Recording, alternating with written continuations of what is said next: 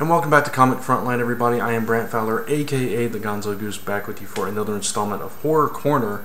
And I'm talking about another episode of Town of the Living Dead, Season 1, Episode 2, titled Premature Explosion. If you missed my review of the first episode, go check it out in the Horror Corner playlist. And I even got some comments from, or like a tweet from somebody working on the show. So I appreciate that. Thanks for checking out the review. Even if I was making a little bit of fun, I really do enjoy the show. I watched episode 2 today as I was eating lunch, no less. So, fun episode. So let's talk about this particular episode. In this episode, they decide that they want to do some big stuff in the film. They want to do something extra. They want to add some special effects. And they're trying to get ideas and everything, and one of the crew members, Terry, he comes up with this idea to blow up a boat. And everybody's like, blow up a boat? How are we going to do that? We have no money. We're tapped out. Bank account's at zero. And the director, I cannot remember her name. I know it starts with an L, but I cannot remember her name, and I apologize. But she... she wants to have this done, and nobody kind of really trusts Terry to pull this off. They're kind of nervous that he's going to mess it up because apparently, his ideas don't always work out. And, even John, the producer, director, I keep getting them confused. Which one's the director, which one's the producer? Because they always put them in quotes. Because, they are amateur filmmakers. And I said slight sidetrack, I said last review that they didn't know what to do, what they were doing with all this stuff, and that was something that they said about each other on the show. It wasn't just me saying, oh, they have no clue what they're doing. They obviously know more than I do. I couldn't set up a shot to save my life, but they do know some things. They're just, they're amateur, they're green, and it's been kind of a learning experience as they've gone on, working on this film for 6 years in the town of Jasper, Alabama. In case you'd missed all those details. And let me throw in also, SyFy Channel heard about this project that they were doing and agreed to air the movie if they're ever able to complete it. So they are filming them as they're trying to create this movie, 3 Days Dead, and it is a zombie film, obviously, and I think I've already said they've been working on it for 6 years. So they're like, okay, well, let's blow up a boat. Why not? Let's just do it. So let's figure out how to do this. So the main two, John and the lady, Linda Laura, I can't remember her name. I apologize. But anyway, they have lunch, and she's like, I got no money. We need to have this explosion. We need to blow up this boat. We need to do this. And he's like, I don't know. We need money to do special effects and all this stuff. And she hands him a check for $17,000. He's like, where'd you get this? And she took a mortgage out on her house. Now, you have to understand, she has spent about $25,000 already on this film. And now she's taken out a mortgage and gives a check for $17,000. But then she gives the caveat, if I lose my home, I'm killing you and all your millions. So I thought that was hilarious. But, it seems crazy to do this, to put all that money, all that time, all that effort into a movie that even the town doesn't really want.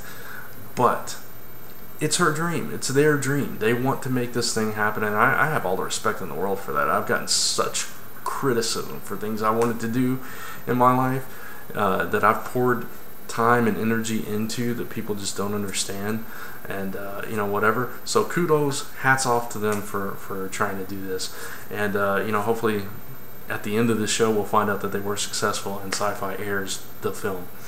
But anyway, some other things are going on in the episode. Brian, the main actor, I mentioned last review that he has an anxiety disorder. He gets really anxious, gets really nervous, and he tries to go to the pharmacy and try to find something, but he freaks out about medicine too. He's like, all the side effects and stuff, he gets really anxious about that, so he's asking what to take, and they recommend St. John's wort. He's like, okay, I'll try it, whatever. So that kind of leaves it at that, but the point is he's trying to find something.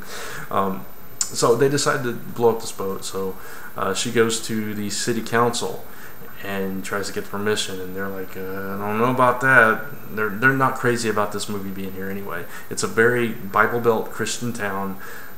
Zombies, people laying in the street, snipers on the roof, and stuff like that. And they've had so many 911 calls about it. But it turns out that the lake that they want to blow up the boat in is private property, so the city council can't really do anything about it anyway. So she's like, oh, fine, cool, awesome. So they get to do it.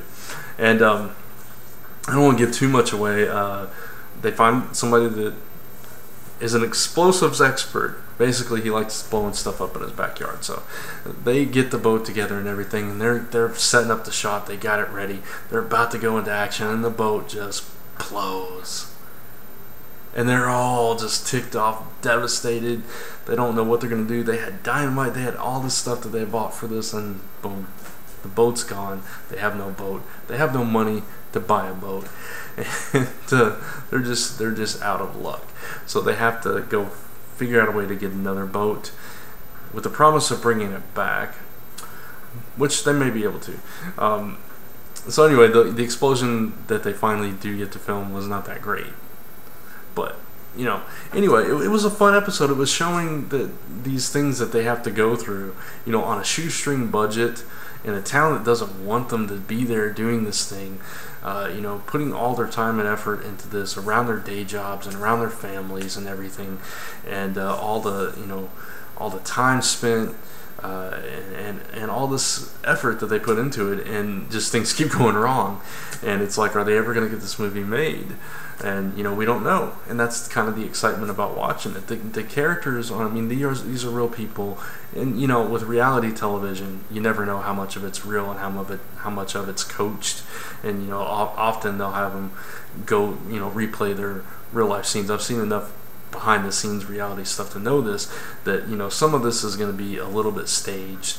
Obviously, it's just the way it works. But these people are real, and they have been doing this for 6 years before they were ever reality stars. And